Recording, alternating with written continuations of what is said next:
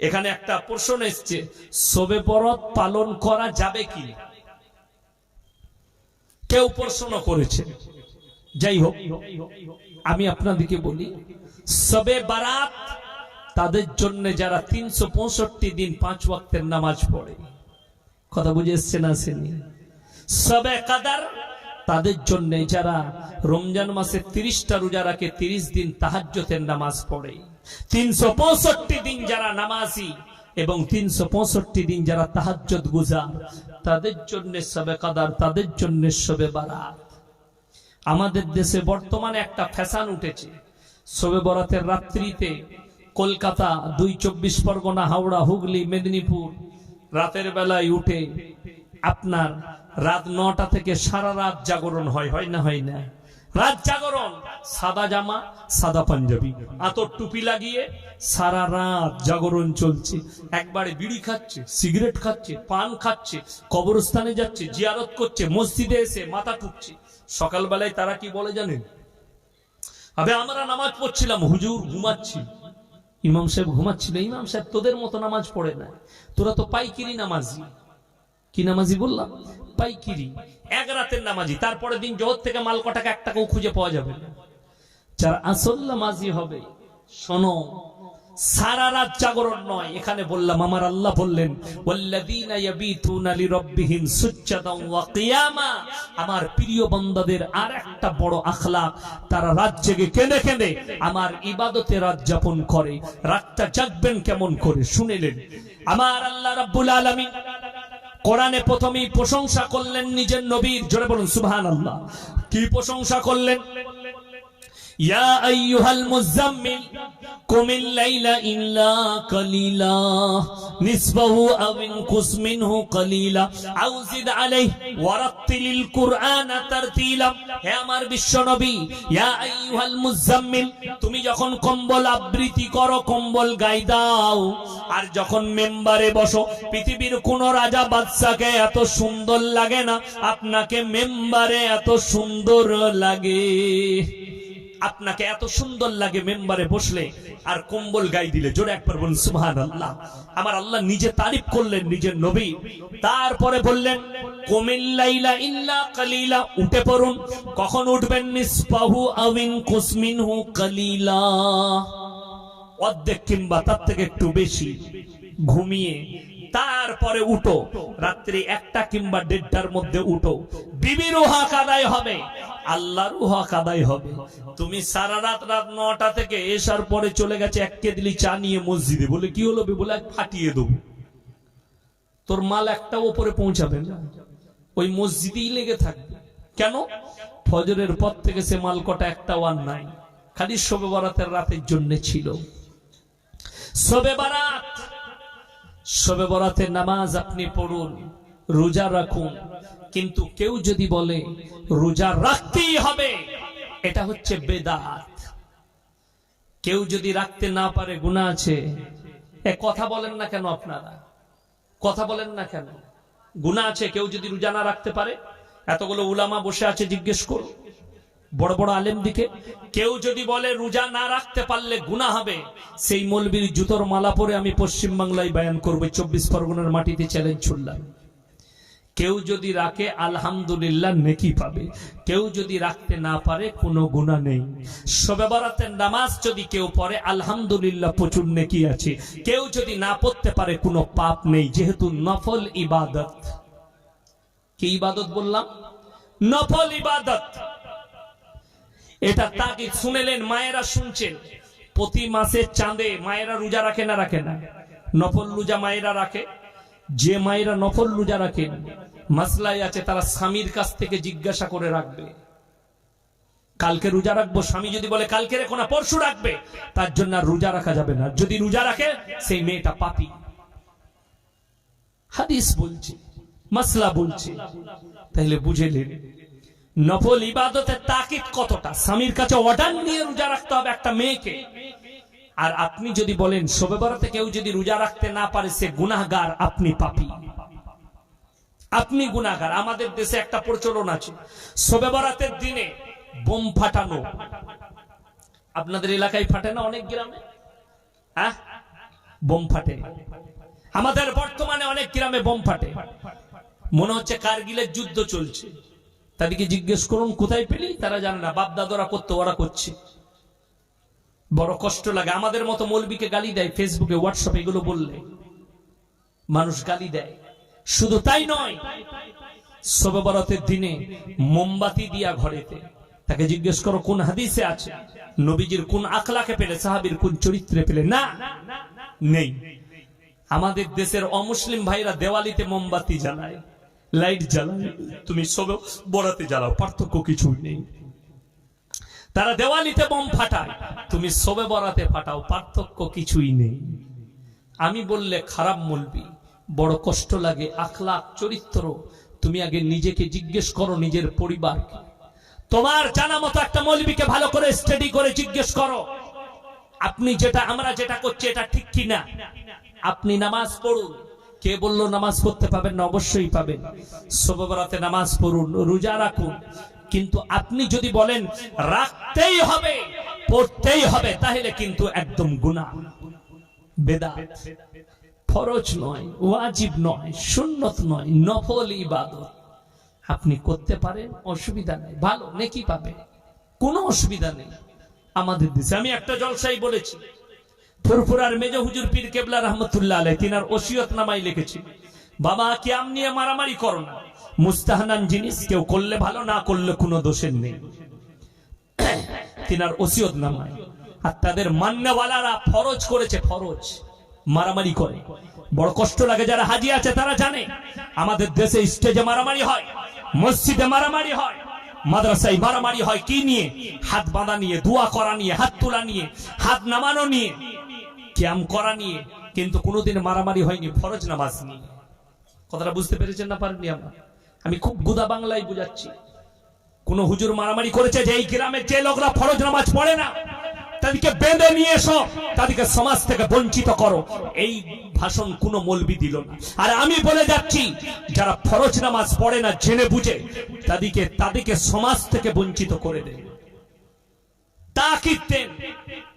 কেউ যদি নামাজ ছেড়ে দেয়, আমার নবীজি সাল্লাল্লাহু আলাইহি সাল্লাম, বুখারী শরীফের হাদিসে আছে, যার নামাজ নেই তার ইসলাম নেই। আমাদের দেশের লোক নামাজ নিয়ে মাথা ঘামাই না, যে জিনিসগুলো নিয়ে মাথা ঘামানো নাই সেগুলো নিয়ে মারামারি করে। বড় কষ্ট লাগে। ওদিকে বল, আমার কষ্ট হয়েছে কালকে 24 পরগনায়, আমি নাম করব না জায়গা, আমি জলসায় আছি, আমার নাম শুনেছে, নাম শোনার পরে বলছে ওই হারামখোর লোককে দাওয়াত দিয়েছো। তিনি একজন হুজুর, আমি সম্মান করি, ভালোবাসি, নাম আমি করব না। তিনি বলেছেন আমার 9টা থেকে 11টা ছিল, বলে ওই টাইমে হবে না, আমি বলবো আমার আরো একটা জলসা আছে। 2 ঘন্টা আগে বলছেন এই কথাটা। আমি বললাম ভালো মানুষের ছেলে, অলির বেটা, ওনাদিকে দেন, আমরা তো খারাপ লোকের সন্তান, খারাপ মানুষ, আমাকে লাস্টে দিবে। আমি বললাম আমি মাদ্রাসা যাব, ক্লাস করব, বাবা আমাকে 12টার মধ্যে ছাড়বে। 11টা থেকে 12টার মধ্যে, আমি 12টায় শেষ করেছি।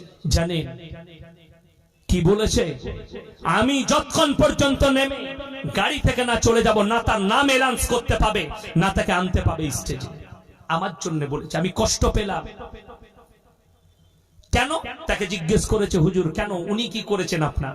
বললেন আমার ব্যক্তিগত কোনো ব্যাপার নেই, এটা আমার ব্যাপার, এটা আমার ব্যক্তিগত ব্যাপার। আসল কথা কি জানেন? আমি বললে খুব খারাপ কথা, খুব খারাপ কথা। ইলম কালাম না থাকলে যা হয়, কওমের লোক আলেম চিনতে পারেনি। কি হয়েছে জানেন? বক্তার বেটা বক্তা, আমি শওকত সাহেবের ছেলে, তার বেটা বক্তা। আবে আমি কি, আমার যোগ্যতা আছে কিনা মৌলবীরা জানে, আমার বাপ জানে, আমি তার মাদ্রাসা শিক্ষক। তুমি যাকে হুজুরের বেটা হুজুর বলছো, তার মধ্যে ইলম কালাম আছে কিনা আগে জিজ্ঞেস করো, তারপরে স্টেজে বসতে দিবে। আজকে আমি বলতে বাধ্য হলাম, আমি কারুর বিরুদ্ধে কোনো কুটি কথা বলি না, কারুর বিরুদ্ধে মুখ খুলি না, কিন্তু কালকে ব্যথা পেয়েছি, দুঃখ পেয়েছি যে এদের দ্বারা মানুষ কি পেতে পারে, এদের দ্বারা সমাজ কি লাভ পেতে পারে, এদের দ্বারা সমাজ ক্ষতিগ্রস্ত হচ্ছে। বড় কষ্ট লাগে। আপনারা গালি দেন, মুখ থেকে যার গালি বের হয় তার বুখারী শরীফের হাদিস পড়া নাই, আমি কালকেই বুঝতে পেরেছি তার ভাষা শুনে যে এ মাল আলেমু নয়, মৌলবি নয়, ভণ্ড।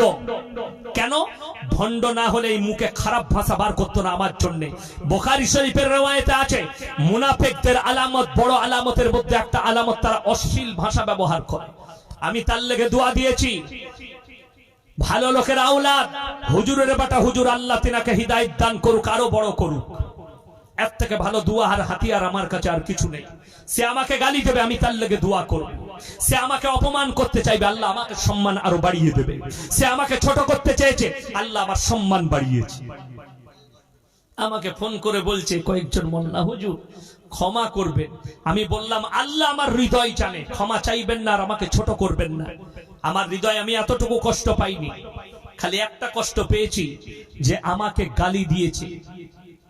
সে নিজেকে পীরের আওলাদ বলে, তার বাপ কষ্ট পাবে কবরে শুয়ে। সে যদি তার মাকে গিয়ে জিজ্ঞেস করে আমি ইয়াসিন সাহেবকে আমি পীরের আওলাদ এই ভাষা বলে গালি দিয়েছি, তো তার মা তাকে জুতো করে মারবে। বড় কষ্ট লাগে। তার জানা নাই আমার সম্পর্কে স্টাডি করার নাই। যদি হিম্মত থাকে বাপের বেটা হস, 24 পরগনার যে মাটিতে যেখানে বসবি আমার সাথে বস।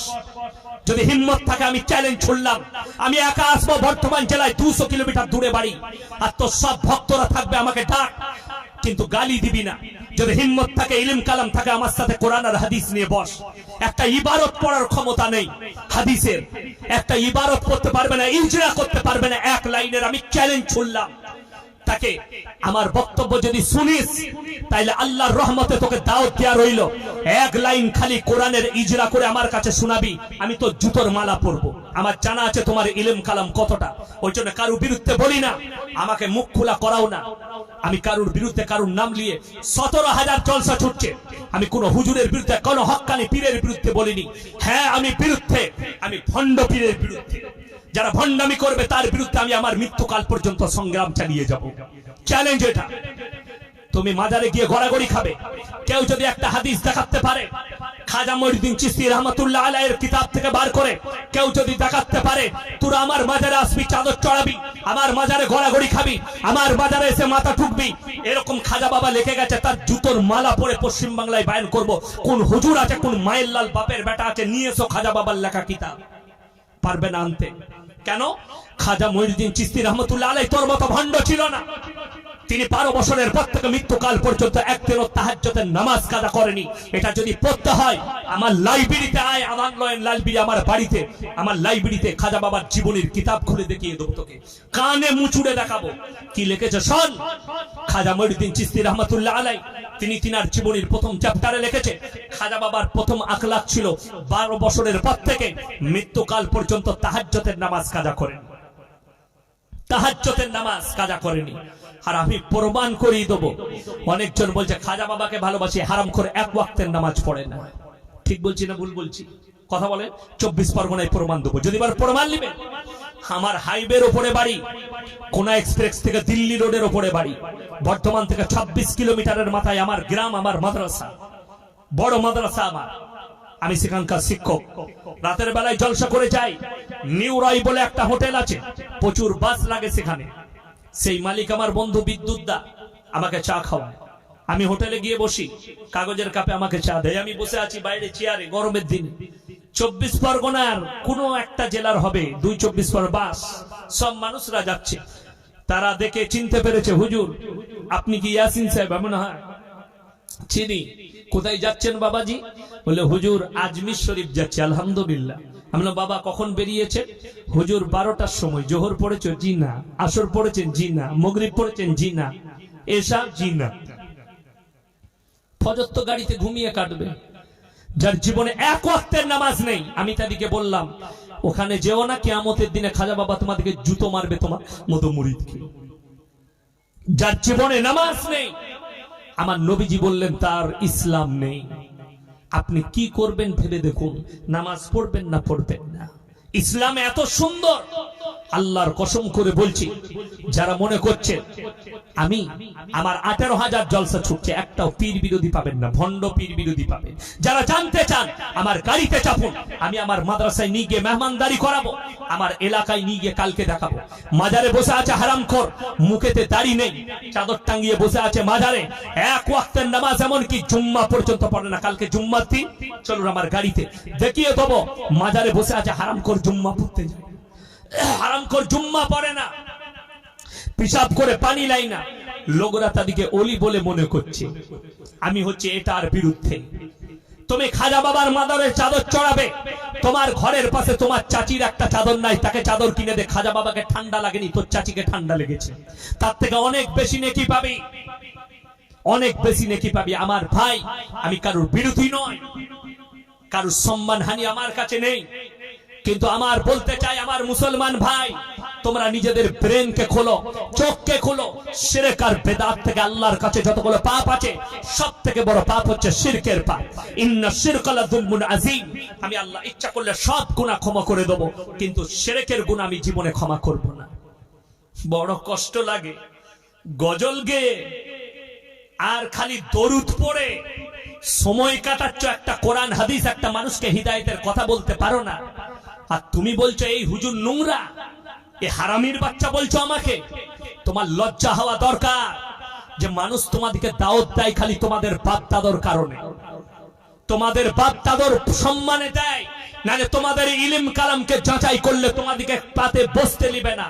তোমাদের ভাষার ব্যবহার, আমাদের মতো মৌলবীর মুখ থেকে জীবনে গালি বের হবে না, উলামায়ে দেওবন্দের মুখ থেকে জীবনে গালি বের হবে না।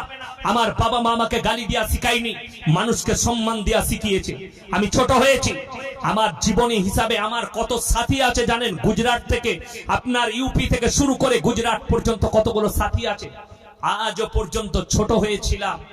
আমি যদি কাফলেতায় যাই, আমার মাদ্রাসা, আমি যেখানে জীবনের প্রথম হিফজ করেছি, মোল্লা পড়েছি, সেই মাদ্রাসা জামিয়াতুল কিরাত কাফলেতা, আমার উস্তাদে মাহতারাম কারি ইসমাইল বিসমিল্লাহ। মাদ্রাসায় গেলে আমাকে 4 চাকা করে নিয়ে যায়, 4 চাকা করে গন্তব্যস্থলে পৌঁছে দেয়, মেহমানদারি করে। यारे हमारे बच्चे आए यासीन, चलो मस्जिद में आधा घंटा बच्चे लोग को थोड़ा नसीहत कर दो। उर्दू ते बयान करा कराए, ये हमारे बच्चे हैं, गर्व करे बोले यासीन हमारा बच्चा है। मदरसार इब्तिदाई जब मैंने शुरुआत किया तब से मेरा पास था, তখন থেকেই আমার ছাত্র গর্ব করেন, ভালোবাসা দেন। কেন জানেন? এই হাতের দ্বারা আমি যখন বৃহস্পতিবার হতো, বৃহস্পতিবার রাত্রে আমি 7 থেকে 8টা শিক্ষকের পুরো সপ্তাহের জামাগুলো কাচতাম ফজর পর্যন্ত। খিদমতে খোদা মিলে রাহাতে জিন্দেগি, আমি উস্তাদদের খিদমত করেছি। আল্লাহ আমাকে দোয়া দিয়েছে, আমার আব্বাজি আমাকে দোয়া দিয়েছে, আমি খিদমত করেছি। বাবা মা, আমার উস্তাদ আর বড়দের সম্মান করা আমার আব্বা শিখিয়েছে, আমার মা শিখিয়েছে।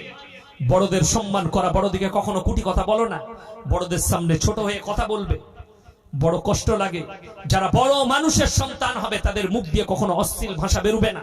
আমি যদি মোবাইল খুলে দেখাই, এখনই শোনাই আপনাদিকে, বলছে আমি অমুক মৌলবি, আমি প্রকাশ করতে পারিনি, লজ্জায় থুকটা আমাদের উপরে ফেলবে। আমাকে অশ্লীল ভাষায় ফোনেতে মা বোন তুলে গাল দিয়েছে, অথচ সে একটা আলেম, আপনাদের 24 পরগনা, আমি নাম করব না। তারা নিজেদেরকে হুজুর বলে লোকের কাছে প্রকাশ করে, আমি তার নাম করতে চাই না। কেন? আমার কমিউনিটির বদনাম হবে, উলামাদের বদনাম হবে।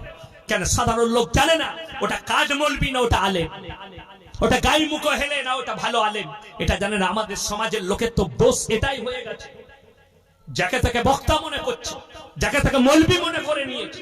ওই জন্য কওমের অবস্থা এত খারাপ হচ্ছে যে অশ্লীল ভাষা আমাকে ব্যবহার করেছে, আমি প্রকাশ করতে পারবো না সমাজের সামনে। আমার মা কি অপরাধ করেছে এত গালি দিলে? আমি অপরাধ করেছি আমার মনে হচ্ছে। কারণ কি? আমার সঙ্গে তর্ক করতে পারছে না, ভ্যাস করতে পারছে না। ফুরফুরার একটা মেয়ে, সে বলছে আমি আলিয়া থেকে আলিমা পাস করেছি। সেই মেয়ে বলছে যে আমি মৌলবি পাস করেছি, আমি ফাজিল পাস করেছি। আমার সঙ্গে তর্ক করেছে। তারপরে পরবর্তীতে ফোন করে বলছে হুজুর আপনি এটা জলসাই বললেন। আমরা কেন বলবো না? তুমি আমাকে উত্তর দিতে পারোনি। কি বলছে জানেন? বলছে আপনি বলেছেন হযরত আদম আলাইহিস সালাতু ওয়াস সালাম 300 বছর আল্লাহর কাছে ইস্তেগফার করেছেন, কেঁদেছেন, আল্লাহ ক্ষমা করেনি। আল্লাহকে জিজ্ঞেস করলেন, আল্লাহ আমি এত কাঁদলাম, ক্ষমা কেন করলেন? আল্লাহ বললেন, আমার আরশে একজনের নাম লেখা আছে মুহাম্মদ, তার ওসিলা লাও, তারপরে ক্ষমা করব। আমি বললাম, আমার বোন, এই কোরআনের আয়াতটা কোথায় আছে, হাদিসটা কোথায় আছে, একটু আমাকে বল। তুমি যেটা বলছো এটা হাদিস হতে হবে, তা না হলে কোরআন। যদি বলো কোনো মৌলবি বলেছে, সে গাঁজাখোর। হাদিস আর কোরআন হতে হবে, এটা তবে মানা যাবে, তা না হলে গাঁজাখোরি কথা বলো না। সে বললে আমার হুজুর বলেছে, আমি তোর হুজুরের বীজ মারি, তাকে ফোনে লাগা কনফারেন্সে। সে লাগাতে পারেনি বলে পরে কথা বলাবো, আজও কথা বলাতে পারেনি। 1 সপ্তাহ আগে আমাকে ফোন করে আবার বলছে, আপনি এটা জলসাই বলেছেন, আপনি এটা কাজ করলেন, আমার বদনাম হচ্ছে। আমরা, তোকে কে চিনে? তুই রাস্তায় ঘুরে বেড়াস? তাকে জিজ্ঞেস করেছি, তুমি আলিমা? বলে আমি আলিমা পাস করেছি আলিয়া থেকে। শুনেলেন, আমি এখানে বুঝতে পারলাম আলিয়া থেকে যারা আলিমা পাস করে, ফাজিলা পাস করে, তাদের যোগ্যতা কতটা। তাকে বললাম, বুখারী শরীফের হাদিস প্রথম কি? বলছে, হুজুর জানি না। আমি রাত বুঝতে পেরে গেছি তোর যোগ্যতা কতটা আছে, তুই কেমন আলিমা পাস করেছিস। শেষকালে না পেরে অন্যজনকে দিয়ে গালি দেওয়া করাই। কেন? আমি আজকে বলেছি, 1 সপ্তাহ হয়ে গেল যে আমাকে দলিল পাঠাও হাদিসের, বললে হুজুর দেবো। আজ 1 সপ্তাহ হয়ে গেল, এখনো পর্যন্ত দলিল দিতে পারেনি। তাকে কিয়ামতের সকাল পর্যন্ত সময় দেওয়া রইল। এটা হাদিসই নয়, কোরআনই নয়, এটা বানানো কথা, ভণ্ডদের বানানো কথা, সমাজকে গুমরা করার কথা। কখনো এই ধরনের ভাষাকে অ্যাকসেপ্ট করবেন না আমার ভাই। অবশ্যই কথাটা মানার, শুনেলেন, যে কথাটা বাস্তবের বিপরীত হবে জানবেন সে কথাটা জাল। ওই জন্য দয়া করে আল্লাহর ওয়াস্তে আজকে হাত তুলে বলুন তো, 5 ওয়াক্তের নামাজি সবাই হব? জোরে বলুন ইনশাআল্লাহ। নামাজ অবশ্যই পড়বেন, কম্পালসারি নামাজ। আমার যুবক যুবতী, কেউ নামাজ ছাড়বেন না। সকলকে অনুরোধ করে যাচ্ছি, নিজেদিকে শিরক আর বেদাত থেকে বাঁচান। ভালো মন্দ, কল্যাণ অকল্যাণের মালিক সকলে বলুন কে? আল্লাহ। আজকে কষ্ট লাগে, আমাদের দেশের কিছু লোক তারা নামাজ পড়ে না, তারা রোজা রাখে না। তার কারণ একটাই, পানি আছে। আমার গাড়ি থেকে আব্দুল হালিম পানির বোতল নিয়ে এসো, বসুন। গাড়ি থেকে পানির একটা বোতল নিয়ে এসো আব্দুল হালিম। আমার ভাই, একটা কথা মাথায় রাখবেন, সূক্ষ্মভাবে বলছি আপনাদেরকে। আপনারা ভাবছেন নামাজ কেন পড়বেন? অবশ্যই পড়বেন। নামাজ শুনেলেন, যারা ভাবছেন যে কেন নামাজ পড়বো, তাদেরকে বলি, কোরআন শুনেলেন, ইন্নাস সালাতা তানহা আনিল ফাহশাই ওয়াল মুনকার। নিশ্চয় নামাজ এমন একটা ইবাদত, মানুষকে অশ্লীল কাজ থেকে সরিয়ে ভালো কাজের দিকে নিয়ে আসে। জোরে বলুন সুবহানাল্লাহ।